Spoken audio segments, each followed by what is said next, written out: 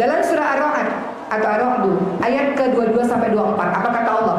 Orang-orang itulah yang akan mendapatkan tempat akhir yang baik, yaitu surga Aden, yang mereka masuk ke dalamnya bersama-sama orang soleh dari bapak mereka, istri mereka, anak mereka, cucu-cucu mereka, dan malaikat-malaikat masuk ke tempat-tempat mereka itu dari semua pintu sambil mengucapkan salamun alaikum bima sabartum, salam sejahtera untuk orang-orang yang sabar. Selama di dunia kau sudah sabar dalam menjalankan takdirnya Allah, kau sudah sabar menjadi orang baik, kau sudah sabar dalam beribadah kepada Allah, kau sudah sabar dalam meninggalkan kemaksiatan. Jadi malaikat menyambut di pintu syurga, salamun alaikum bima sabartum, salam sejahtera untuk kalian yang sabar, silakan masuk syurga, inilah tempat terakhirmu yang selama-lamanya kau berada di sana. Maka alangkah baiknya tempat kesudahan itu.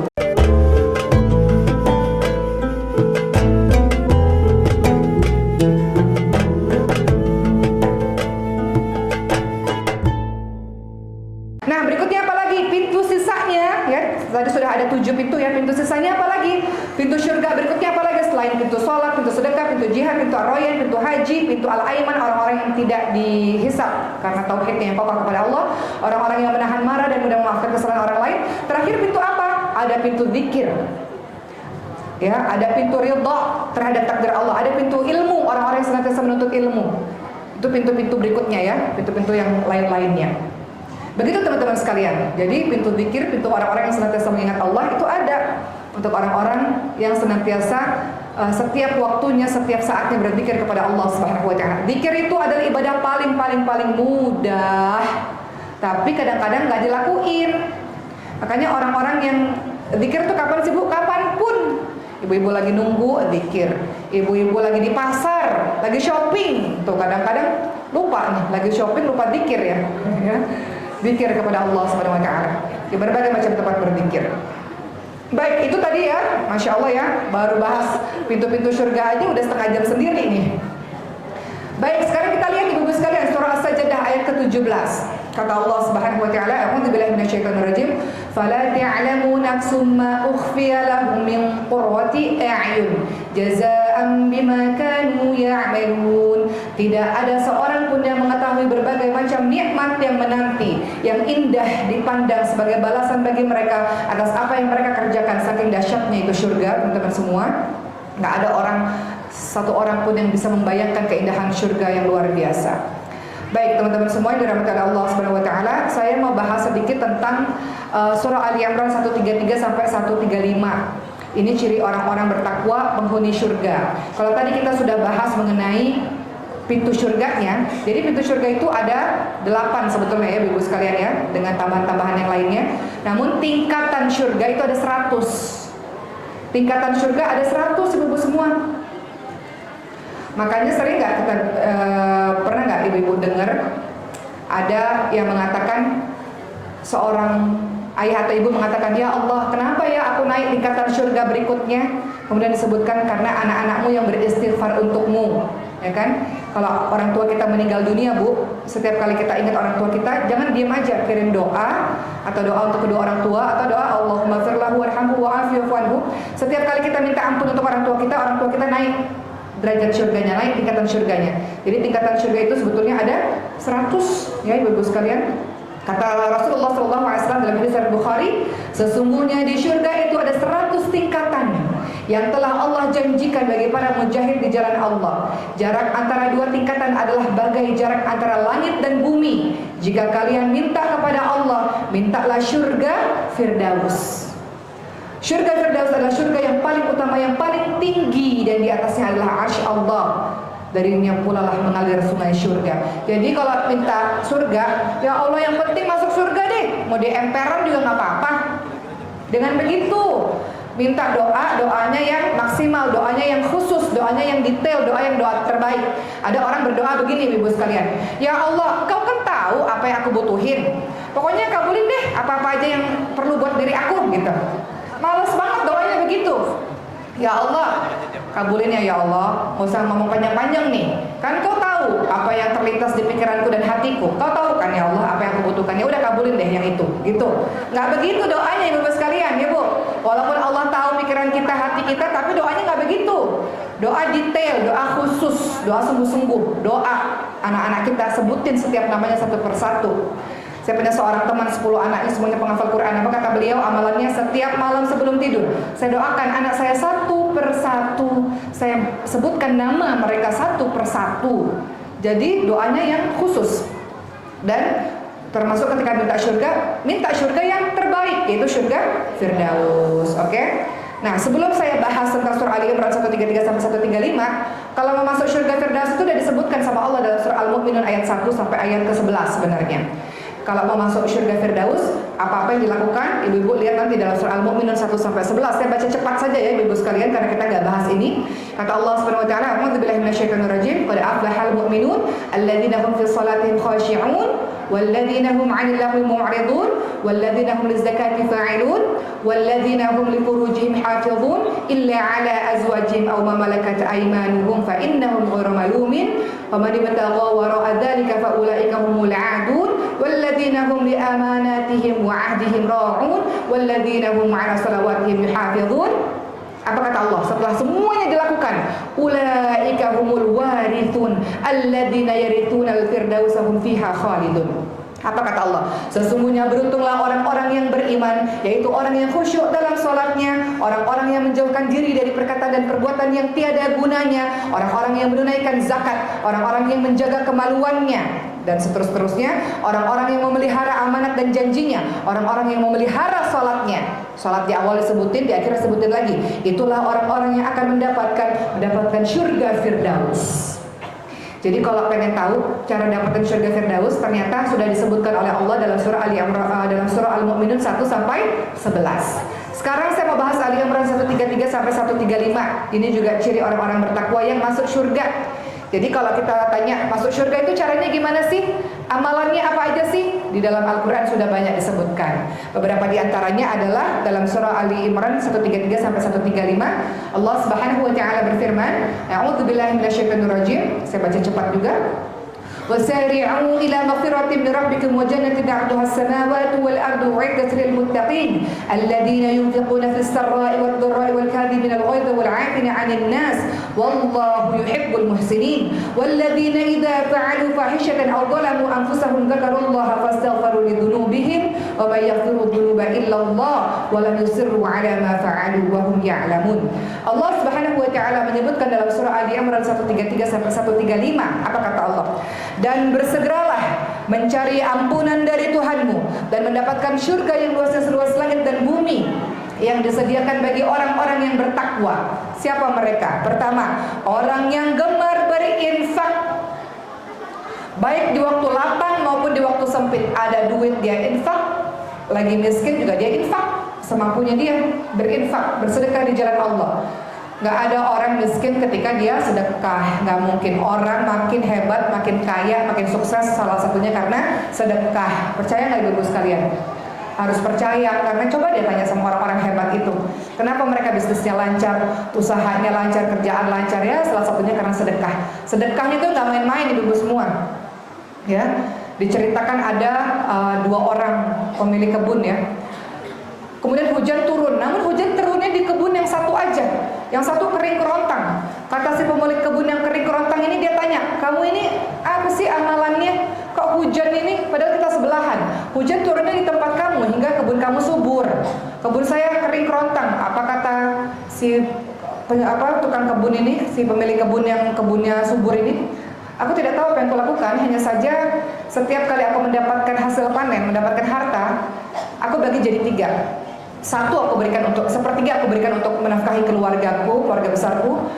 Kemudian yang kedua, aku jadikan dia sebagai modal, diputar lagi untuk bisnis berikutnya. Sepertiganya sedekah," katanya. Jadi sedekah sepertiga dari hartanya, ibu-ibu sekalian ya. Jadi kita lihatlah ibu-ibu sekalian, kita ini sedekah udah seberapa banyak sih sebetulnya. Jadi ternyata sedekah itu yang membuat hartanya terus berkembang dan tiada habisnya. Sebagaimana surah Al-Baqarah 261. Barang siapa yang sedekah infak di jalan Allah dilipat gandakan sampai 700 kali lipat. Kembali lagi dalam surah Ali Imran 133 sampai 135. Ciri orang bertakwa, dia berinfak di waktu lapang maupun di waktu sempit. Jangan pelit, jangan kikir. Kadang-kadang kalau sedekah harta sisa, kadang-kadang kalau sedekah barang-barang yang udah jelek-jelek. Padahal disebut sebagai orang yang terbaik adalah ketika dia bersedekah dengan benda yang dia sayangi. Saya punya teman, Bu. Waduh, dia luar biasa teman saya. Setiap kali kita muji apa yang dia pakai, tuh barang langsung dikasih sama orang yang muji. Punya nggak teman begitu? Masya Allah. Oke, aku mau muji, Bang. Aduh, nggak ada nih. Jangan puji-puji nih. Ibu jangan puji-puji barang-barang saya. Ini pemberian jemaah, Bu. Ya. Saya nggak pernah beli cincin, Bu. Tiba-tiba tarangan saya ditarik, dikasih cincin sama jemaah. Masya Allah ya. Jadi yang ibu lihat ini pemberian jemaah nih, ya. Ntar kalau ibu muji saya kasih cincin, ntar jemaahnya nanya, mana cincinnya nggak dipakai? Gitu katanya. Jadi ada jenis orang-orang yang ada nggak, Bu? Brosnya bagus banget, Masya Allah. Langsung lepas tuh bros, langsung dikasih ke kita, Masya Allah. Ada teman-teman yang juga ketika kita puji, jilbabnya bagus banget, beli di mana? Langsung, ntar ya, saya ganti dulu jilbab, langsung tuh jilbab dikasih ke orang. Ada tuh orang-orang begitu. Ketemu nggak, Bu, orang-orang begitu, Bu? Ya, Masya Allah. Banyak ya? Hah? Oh, belum ketemu. Ibu kurang jauh gaulnya, Bu. Ya. Banyak orang-orang kayak gitu, Masya Allah. Di sekitaran kita banyak banget, Masya Allah ya. Begitulah Ibu sekalian ya. Jadi kembali lagi, ciri orang-orang yang soleh itu, orang-orang bertakwa adalah dia berinfak baik di waktu lapang maupun di waktu sempit. Kemudian yang kedua, dia menahan amarahnya. Dia memaafkan kesalahan orang lain. Kata Allah, wallahu yuhibbul muhsinin. Sesungguhnya Allah menyukai orang-orang yang berbuat kebaikan. Berikutnya, Ali Imran ayat 135, kelanjutannya. Siapa lagi nih ciri orang-orang yang bertakwa ini? Yaitu orang-orang yang apabila mengerjakan perbuatan keji atau mendolimi diri sendiri. Ibu tahu nggak mendolimi diri sendiri itu apa? Setiap kali kita buat dosa, setiap kali kita buat maksiat, sebenarnya kita lagi jahat sama diri kita sendiri. Kenapa? Dengan sengaja kita menjerumuskan diri kita ke nerakanya Allah Subhanahu wa taala. Makanya kalimatnya, setiap kali dia berbuat keji atau mendolimi diri sendiri, setiap kali kita buat jahat, buat dosa, itu kita lagi nyakitin diri kita sendiri sebetulnya, Ibu sekalian. Dia akan segera mengingat Allah, lalu dia akan memohon ampunan atas dosa-dosanya. Kepada siapa lagi dia dapat mengampuni? Kepada siapa lagi yang dapat mengampuni dosa-dosanya selain Allah? Dan mereka ini tidak meneruskan perbuatan dosa itu sedang mereka mengetahui. Jadi ibu semuanya, ternyata ciri-ciri orang yang masuk ke dalam syurga Allah adalah mereka yang gemar bertaubat. Mereka yang gemar bertaubat. Ibu dalam sehari ada dosanya nggak kira-kira? Sholat taubat nggak? Kata Rasulullah, barang siapa yang berbuat dosa lalu sholat taubat 2 rakaat, maka dosa-dosanya akan diampuni. Jadi kalau ditanya sholat taubat itu kapan sih? Setiap kali kita merasa kita berbuat dosa. Masalahnya tiap hari kita buat dosa. Ada nggak setelah seharian nggak buat dosa? Oh, hidupku lurus-lurus aja, suci-suci aja, bersih-bersih aja, yakin ini dosa mata nih. Mata melihat hal-hal yang dibenci oleh Allah, mata dengki lagi ngelihat sosmed. Ini keluarga romantis banget, suaminya baik banget, lembut banget, suaminya kayak suami saya, benci banget deh lihat keluarga kayak gitu ya. Dengki, iri. Kenapa suami saya nggak begitu ya? Kenapa suami orang lain begitu ya? Ya, kenapa saya bilang begini? Karena ada teman yang mengatakan, saya nggak mau punya sosmed, sakit hati saya ngeliat sosmed. Suami orang kenapa sih pada baik-baik banget? Ngebuatin candlelight dinner lah, ngasih bunga lah, ngasih jalan-jalan ke luar negeri lah, ngasih rumah yang bagus lah, kata-katanya lembut lah. Suami saya udah nggak ada apa-apanya, misalnya gitu ya. Ini bukan suami saya, maksudnya kisah ya Bu ya. Dia bilang nggak lembut lah, kata-katanya kasar lah. Saya nggak mau punya sosmed karena saya jadi iri dengki. Nah, dari pandangan matanya itu iri dengki. Ini kan juga jadi penyakit ya ibu semua ya. Ya, jadi kadang-kadang mata kita ini ada dosanya. Yang paling banyak dosanya apa? Lisan. Tahu nggak sih tetangga kita bisa-bisanya punya mobil baru, padahal kerjaannya apa sih? Ibu kenapa sih gatal banget lisannya tuh ya? Kali aja ada kerjaan lain, tetangga beli AC dia kepanasan ibu semua ya. Betul ya. Ada majelis ta'lim, ada majelis ghibah, kerjaannya ngomongin orang, terjebak di hati kalau ketemu orang begini. Jangan suka kepancing. Satu hari dia ngomongin orang lain, besok ibu yang diomongin nanti ya. Jadi jangan bersekongkol dalam permusuhan. Kata Allah SWT, Wala ta'awanu 'alal itsmi wal 'udwan. Jangan tolong-menolong dalam dosa dan permusuhan. Ya, jangan suka tolong-menolong dalam dosa dan permusuhan. Ibu tahu surah Al-Lahab. Kenapa istrinya Abu Lahab itu disebut sebagai pembawa kayu bakar? Karena penebar fitnah, suka banget nimbrung-nimbrung, suka banget menambah-nambahi sebuah berita misalnya. Jadi kita nggak mau begitu. Jadi di lisan ini dosanya banyak. Ada dosa ribah. Ribah itu apa? Ngomongin orang di belakang walaupun benar. Itu ribah. Tapi kan yang aku omongin benar, ya itu ribah. Karena kalau teman kita dengar dia nggak suka, itu ribah. Kalau bohong itu fitnah. Riba sama fitnah sama aja dosanya. Al-Hujurat ayat 12. Seperti memakan bangkai saudaranya sendiri. Ibu kalau ada bangkai itu ibu makan, jijik nggak kira-kira? Jijik. Perbuatan riba, fitnah, perbuatan yang menjijikkan sampai-sampai Allah analogikan seperti memakan bangkai saudaranya sendiri. Nggak mau kita lisannya begitu, kan udah ngaji, udah baca Quran, udah datang ke majelis ta'lim, kok ada yang lisannya masih suka ngompor-ngomporin, nggak tahu kebenaran, masih juga ikut nimbrung-nimbrung. Nggak perlu, kata Rasulullah, man kana yu'minu billahi wal yawmil akhir falyakul khairan aw liyasmut. Barang siapa yang beriman kepada Allah dan hari akhir, hendaklah dia berkata-kata baik atau dia diam. Ibu ingat nggak ada sebuah peristiwa di zamannya Rasul? Siti Aisyah itu difitnah berselingkuh, dan hampir seluruh Madinah percaya. Ibu-ibu kita ini siapa sih?